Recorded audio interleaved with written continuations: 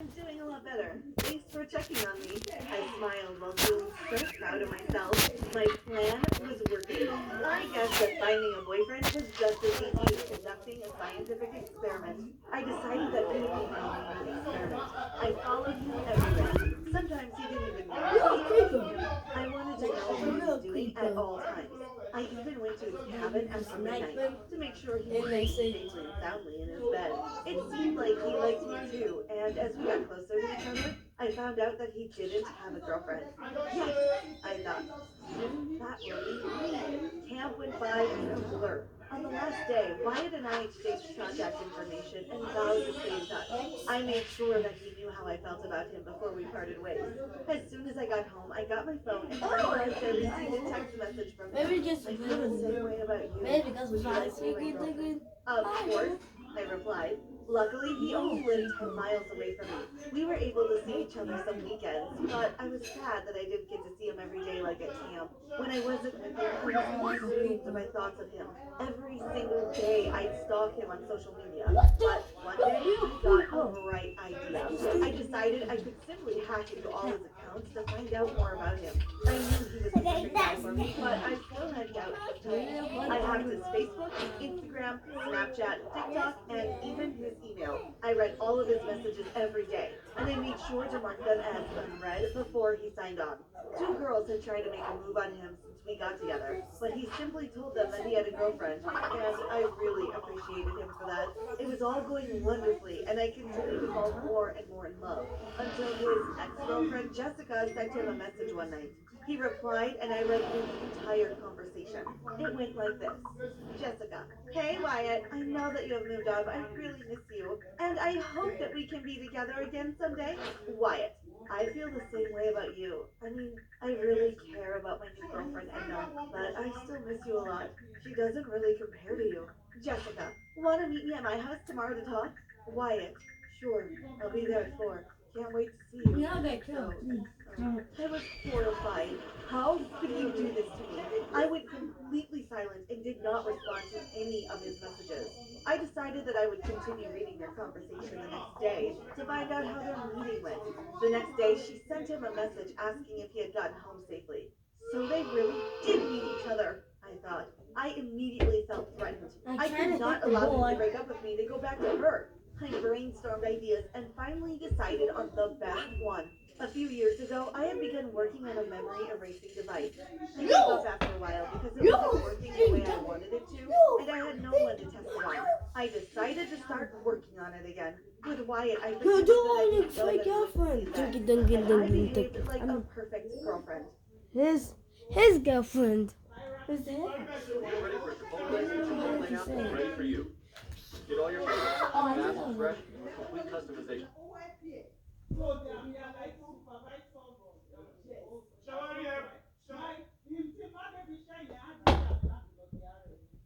But I got no sleep for at least a week trying to finish my device.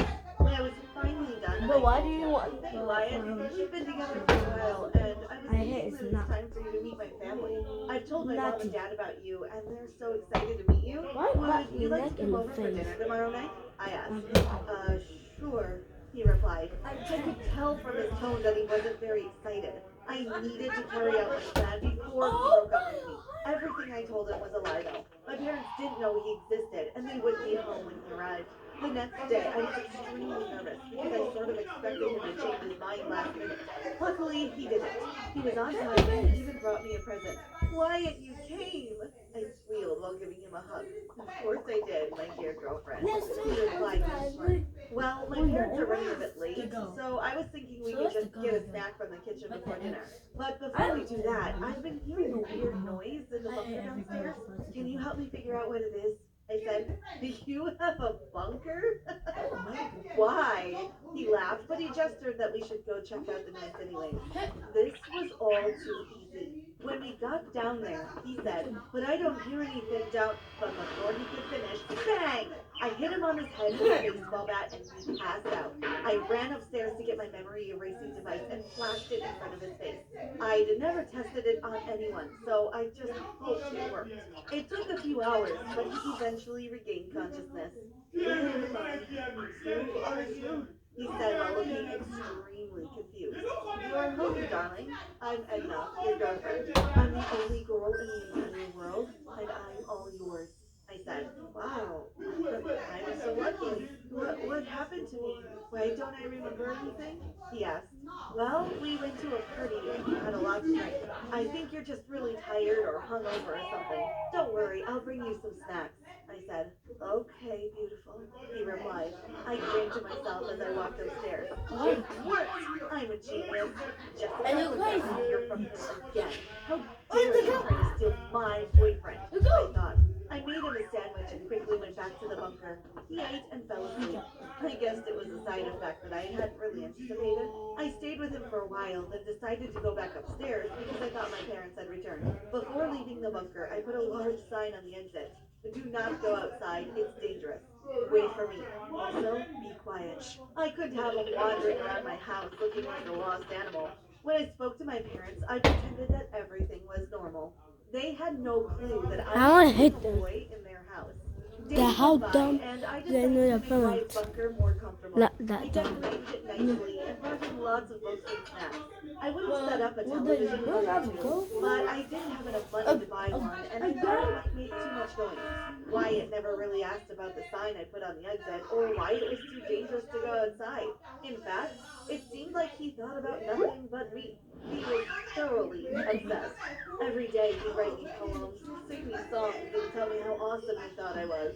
This was exactly what I wanted, and he became the world's perfect boyfriend. Meanwhile, Wyatt's family was searching everywhere for him. The police were involved too, but because I had access to all his accounts, I made it seem like he'd simply run off with some friends for a while. I had a perfect love life for about 2 months, until Wyatt started to experience some side effects he never told me about. He started regaining his memory little by little. I don't know why he never talked to me about it, since he seemed to worship the ground I walked on. One night when I brought him dinner, he managed to get a hold of my phone. I didn't notice because I was busy reading a poem he had written for me. Apparently he had called his parents and let him know what was happening. A few minutes later, the cops burst through the bunker and rescued Wyatt. I was taken away while my parents looked on in total shock. Yes. They couldn't believe I was capable of something like this. I was taken to a mental health facility and I'm not allowed to talk to Wyatt anymore. But when I get out, I will find him again and he will be mine. You're a crazy person. I could never understand women. They were so confusing. Firstly, I had no idea what they wanted. And secondly, I didn't even know females existed until I was 18. You probably don't believe me. You're probably wondering how that is even possible. But like Well, let me tell you, it is one crazy story. But first, make sure you like and subscribe to this channel, and turn on post notifications. If you do, your crush will text you within 2 days, trust me. So, back to the story. I grew up in an all-boys school. The headmaster was this old man who was very strict and harsh. He never smiled. He never cared for us. He was always grumpy and always seemed to be yelling at somebody. He ran this school all by himself, and there were around 100 boys in total. No girls. The headmaster told us the outside world was ravaged by monsters and demons, and we had to stay inside the school Why if do we you wanted to call the survive. same about your face? At the school, we were safe. But why And does you you might this think that's baloney, but we all believed him. We had been growing up there for as long as we could remember, and he was the only adult around. We knew nothing else. Now that I think about it, it was probably more of a cult than an all-boys home. But back then, I didn't even know what a cult was. What's it called? We lived simple lives. We grew our own crops. We tended our own livestock. We lived seemingly in the middle of nowhere, in this huge forest. The headmaster dressed us all in the exact same clothes, and he made us all have the exact same haircut.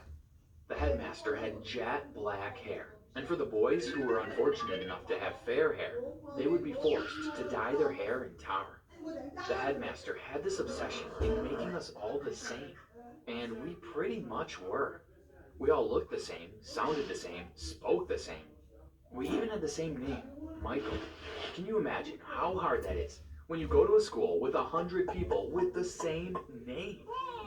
It can make daily life pretty difficult. Anyway, the headmaster forced us to do a bunch of weird activities. Well, I didn't think they were weird back then because that was all I knew. But now I realize just how freaky it was. For starters, every night at precisely 7 o'clock, he made us chant and dance around the campfire and toss a bunch of flowers in the fire. Think that's weird?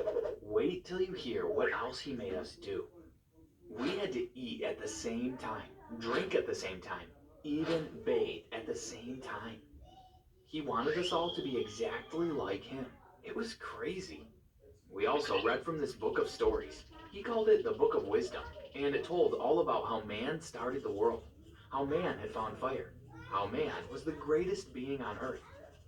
It never mentioned anything about women. We had no internet, no books to read, no radio. We had no idea women even existed. Of course, back then, I thought the only human being was male. I had no idea there were females. The headmaster told us never to stray too far from our school, as he said that that was where the monsters lived, and if we wandered too far off, they'd eat us. We believed him, of course, so we never left the school. That was until that one fateful night. I was with my best friend. We were 15.